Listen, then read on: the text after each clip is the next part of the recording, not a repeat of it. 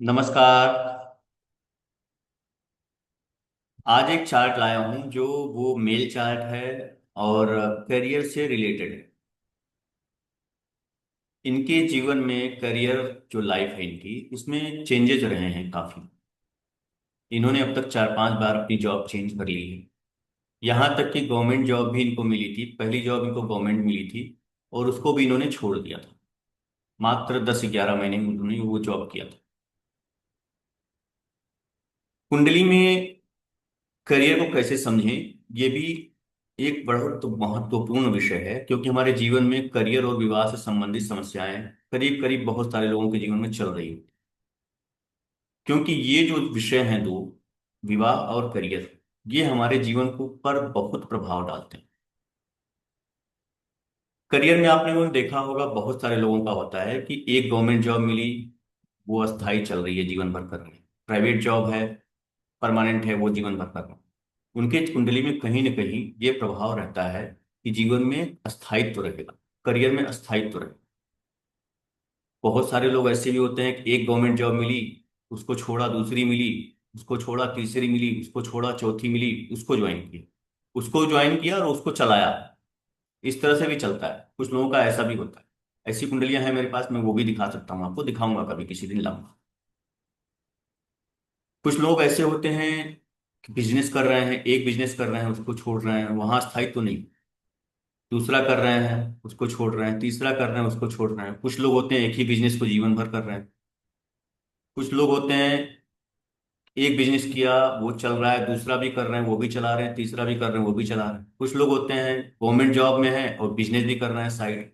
कुछ लोग होते हैं प्राइवेट जॉब कर रहे हैं, काम भी कर रहे हैं, बिजनेस भी कर रहे हैं। इस तरह की चीजें जो होती हैं, ये सारे मल्टीपल योग अलग अलग कुंडलियों में अलग अलग होते हैं, अलग अलग लोगों में। तो इसको हमें समझना होता है बहुत बारीकी से देखकर कि जीवन में किस तरह का हमारा करियर रहेगा। नौकरी पेशा है तो नौकरी पेशा का ही योग होगा, उसमें बिजनेस का योग कुंडली में नहीं हो सकता। बिजनेस करने का योग है तो कुंडली में बिजनेस का ही योग होगा, नौकरी पेशा का योग नहीं होगा। यदि दोनों है तो दोनों करेगा जातक। ऐसा भी होता है।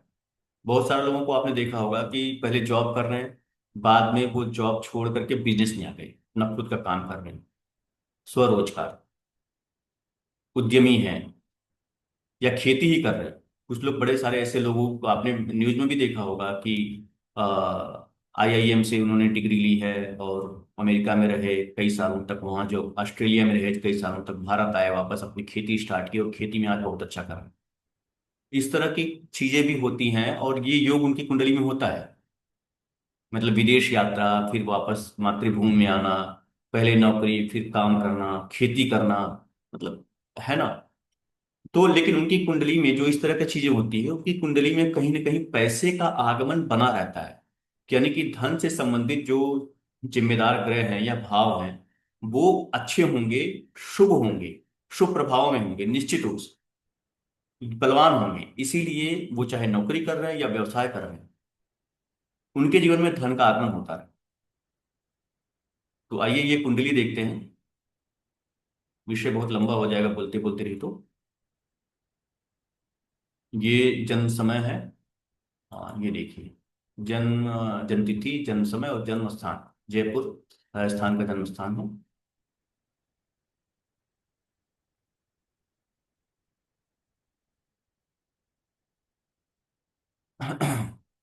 तुला लग्न की कुंडली है।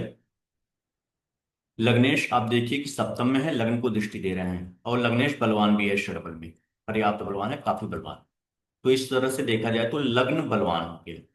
लग्न का स्वामी लग्न को देख रहा है और बलवान है षटपल में। लेकिन एक समस्या यहाँ ये है कि लग्न 3 डिग्री का है, मात्र 4 डिग्री के आसपास है, और शुक्र 29-22 का है, यानी कि इस बॉर्डर लाइन पे ही है लगभग शुक्र। यानी कि आप देखिए कि लग्न से काफी आगे है, 26 अंश 25 अंश के लगभग आगे निकल चुके हैं।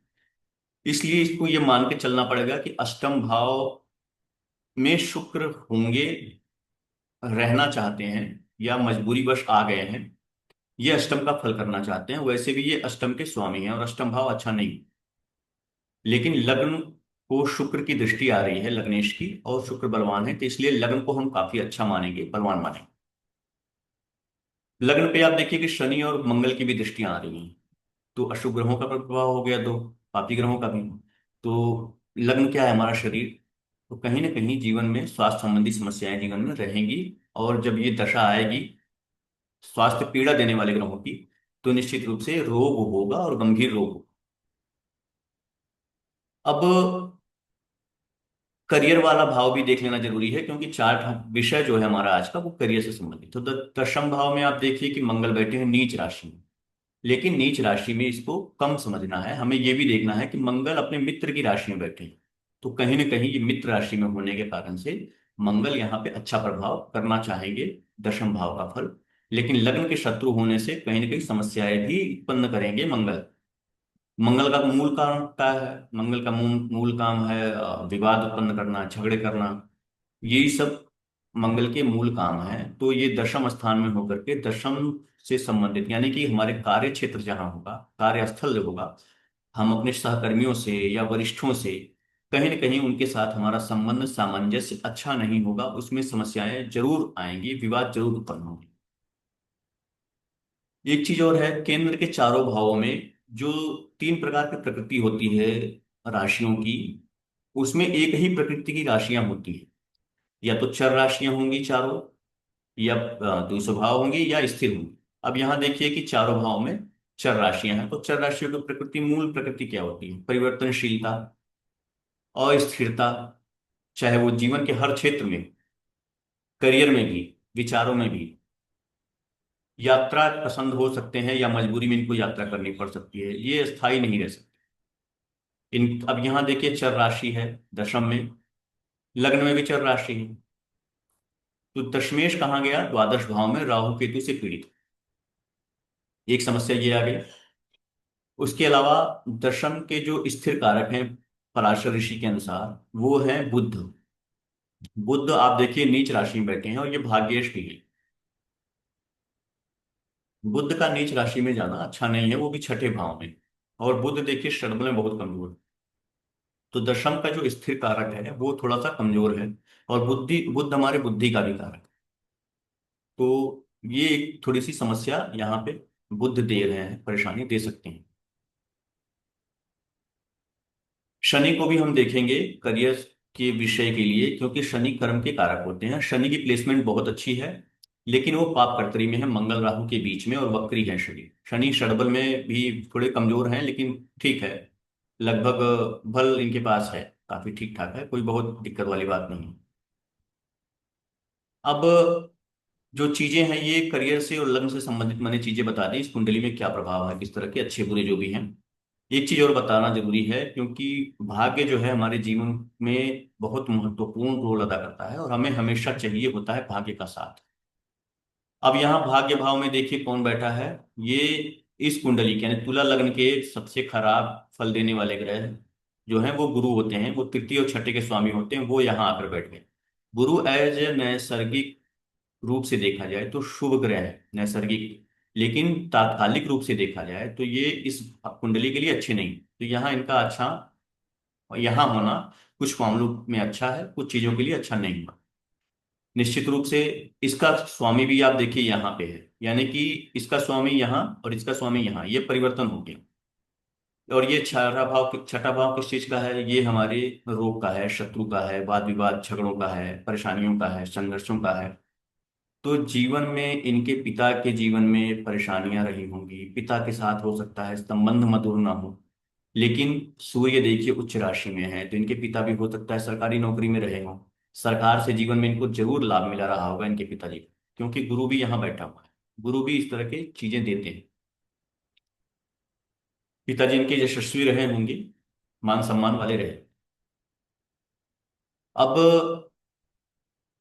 करियर के जो प्रश्न है वो ये है कि आप देखिए कि इनके जीवन में इनको जो जॉब मिली सबसे पहली वो थी राहु चंद्र की दशा में। चंद्र देखिए दशमेश है, राहु चंद्र राहु की दशा में इनको पहली जॉब मिली थी। गवर्नमेंट की जॉब इन्होंने स्टार्ट की थी मार्च 2006 में। मार्च 2006 में देखिए राहु चंद्र राहु की दशा थी। राहु द्वादश भाव में बैठे हैं। राहु जिस राशि में होते हैं उसकी, उस ग्रह की, उसके स्वामी की दूसरी राशि का भी फल करते हैं, यानी कि भाग्य भाव का भी फल राहु को करना है। भाग्य यानी कि निश्चित रूप से भाग्य का अच्छा ही फल करेंगे, करना चाहेंगे। राहु मित्र राशि में बैठे हुए हैं, चंद्रमा के साथ हैं। चंद्रमा कौन है? दशमेश। तो अब चंद्रमा अंतरदशा में भी आ गए। चंद्रमा आप देखिए नवांश में उच्च राशि में बैठे हैं, और ये सप्तम में। सप्तम कौन सा भाव है? दशम से दशम होता है, ये हमारा कर्म का स्थान भी है। तो ये दोनों ग्रह, ये चंद्रमा से युति के कारण कहीं ना कहीं दशम भाव का फल करने के लिए प्रेरित थे, है ना। इनके ऊपर जिम्मेदारी थी दशम का फल करने की, क्योंकि राहु चंद्रमा से कंजंक्ट भी है। महादशानाथ अंतरदशानाथ, तो प्रत्यंतर भी आ गया राहु का। चंद्रमा यहाँ उच्च के बैठे हैं। सूर्य जो सरकार से संबंधित चीजों के कारक हैं, वो भी उच्च राशि में बैठे हैं, लेकिन सूर्य यहाँ देखिए अष्टम में चले गए। यहाँ पे पीड़ा हो गई सूर्य को। लेकिन यहाँ यहाँ पे मूल लग्न पत्रिका में उच्च के बैठे। तो इन प्रभावों के कारण क्या हुआ कि इनको गवर्नमेंट की जॉब उस समय मिल गई, भाग्य का सहयोग मिल गया। लेकिन राहु पृथक कार्य ग्रह है, और ये द्वादश भाव हानि का भाव है। दशम का स्वामी यहीं बैठा है, और चंद्रमा भी यहीं है पे है। चंद्रमा भी क्या है? चलायमान रहता है, हमेशा स्थिर नहीं होता ये भी।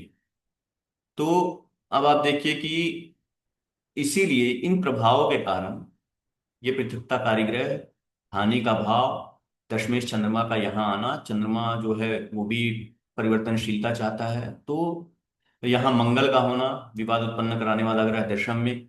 इन सब प्रभावों के कारण से क्या हुआ कि राहु चंद्र शुक्र की दशा में इन्होंने नौकरी छोड़ दी, गवर्नमेंट की जॉब छोड़ दी। सोचिएगा, इन्हें बिजली विभाग में, इलेक्ट्रिसिटी डिपार्टमेंट में अकाउंट्स ऑफिसर की जॉब मिली थी, ये इन्होंने छोड़ दिया। शुक्र पर आप देखिए कि शनि की पूर्ण दृष्टि आ रही है। शनि की तीसरी, सातवीं, दसवीं दृष्टि होती है, पूर्ण दृष्टि। अब आप ऐसे तो देखेंगे, आप कुंडली में दिखेगा आपको कि ये तो नवीं दृष्टि है।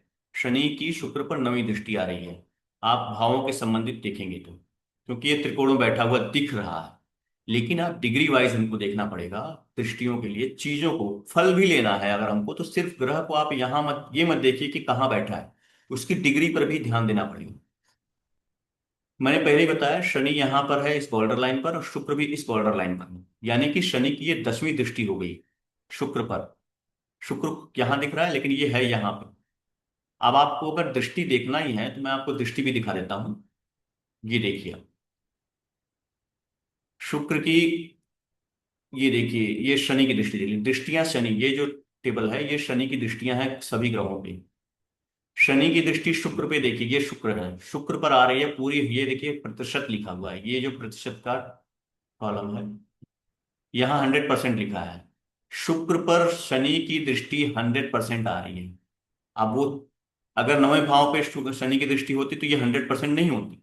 लेकिन चूंकि डिग्री वाइज वो दोनों एक दूसरे से लगभग 1 और 10 के संबंध पे है, अक्ष पे है, इसलिए ये 100% शनि की दृष्टि शनि शुक्र पर आ रही है, लगभग 100। शुक्र को भी आप देखना चाहते हैं, शुक्र देखिए। अगर शुक्र नवम में, सप्तम में होता और शनि एकादश में होता, डिग्री वाइज अगर इनको नवम पंचम का संबंध होता, तो शुक्र की दृष्टि तृतीय पाद नहीं होती, द्वितीय पाद हो जाती। द्वितीय पाद दृष्टि का प्रभाव 50% होता है। अब ये देखिए कि यहाँ पे 70 और 80 के बीच में ये खंभा आ रहा है, ये मीनार जो है।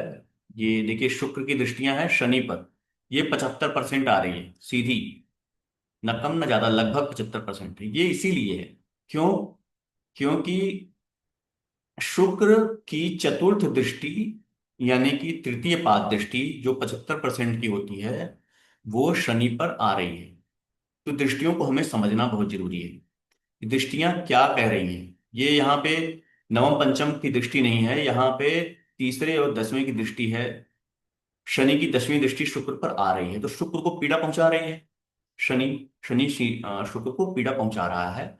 और शुक्र के साथ सूर्य बैठा हुआ है, तो शुक्र पर दो पृथक कार्य ग्रहों का प्रभाव है। बहुत समझना है आसानी से, सरलता से इसको देखिए। बहुत ये मैं डीप में चला जा रहा हूँ थोड़ा सा, इसको फल को समझने के लिए कि रिजल्ट कैसे हमको समझना होता है, रिजल्ट होता कैसे। शुक्र पर शनि और सूर्य के दो पृथक कार्य ग्रहों का प्रभाव आ रहा है। शुक्र था उस समय प्रत्यंतर में। अब देखिए शुक्र प्रत्यंतर में था उस समय जब ये जॉब छूटी है, फरवरी 2007 में। राहु खुद महादशानाथ था, चंद्रमा खुद अंतरदशानाथ था। ये मैंने पहले ही बता दिया कि इनका प्रभाव क्या है। सूर्य अष्टमेश भी है, अष्टम में है, शनि और सूर्य के प्रभाव में है। इस कारण अच्छा, अष्टम भाव जो होता है ये दशम से एकादश होता है, और ये करियर में परिवर्तन देने वाला भाव है। ये करियर में चेंजेस लाता है। ये भाव और छठा भाव भी करियर में चेंजेस लाता है। तीसरा भाव भी करियर में चेंजेस लाता है। एकादश भाव भी करियर में चेंजेस और प्रोन्नति लाता है। इस तरह से ये चार भाव करियर में चेंजेस के लिए जाने जाते हैं। अष्टम भाव स्वामी भी है और यही बैठा हुआ भी दिख रहा है। दृष्टियां भी शनि की आ रही है और ये जो है सूर्य के साथ पंचम पे, इसलिए इस दशा में जातक की जॉब छूटी थी। आगे इन्होंने प्राइवेट सेक्टर में सीए ये पढ़ाई किए हुए थे। सीए की पढ़ाई थी इनकी। प्राइवेट सेक्टर में गए, ये मल्टीनेशनल कंपनी में इन्होंने जॉब्स की, अच्छी जॉब्स की और सीए की पोस्ट पे रहे ये हमेशा अब तक। उसके बाद से कंपनी इन्होंने तीन चार बदली, लगभग तीन या चार बदली है। पहले ये दिल्ली में थे। देखिए मैंने बताया ना कि चर राशि वाले परिवर्तनशील होते हैं, यात्रा पसंद भी होती है।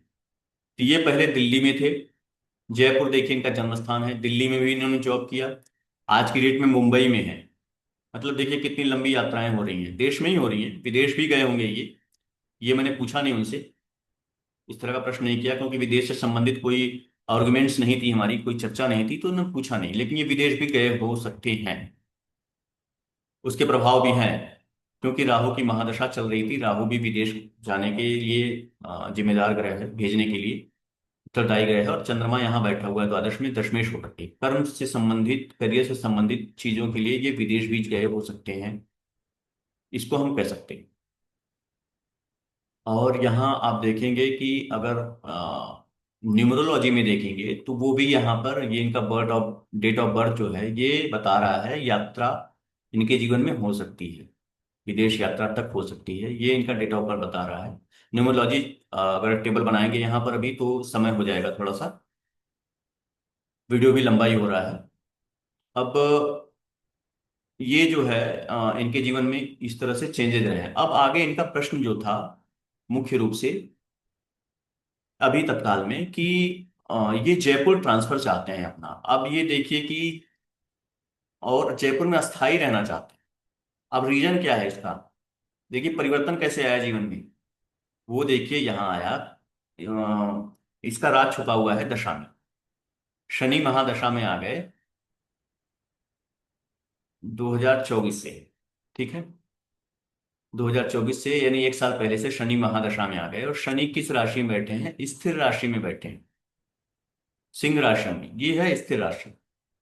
स्थिर राशि में होने की वजह से, और शनि जो है वो मंदगामी ग्रह है, चंद्रमा की तरह से तीव्रगामी नहीं है।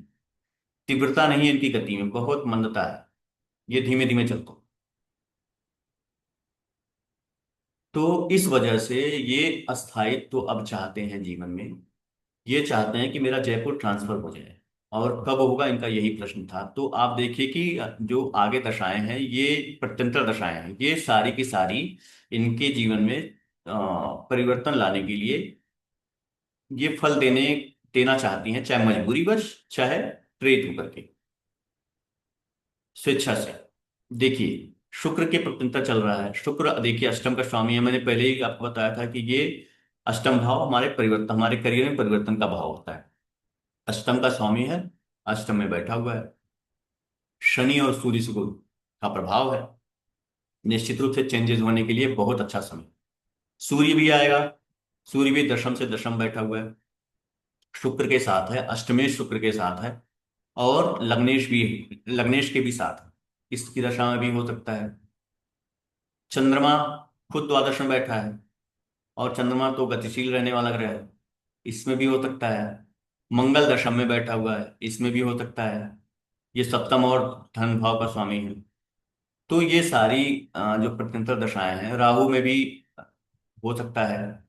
अब यहाँ शनि शनि राहु की जो, राहु का जो प्रत्यंतर आएगा इस समय में, चंद्रमा के प्रत्यंतर में, उसके बाद राहु के प्रत्यंतर में, इनको कोई रोग हो सकता है गंभीर, जो आगे लंबा चल सकता है।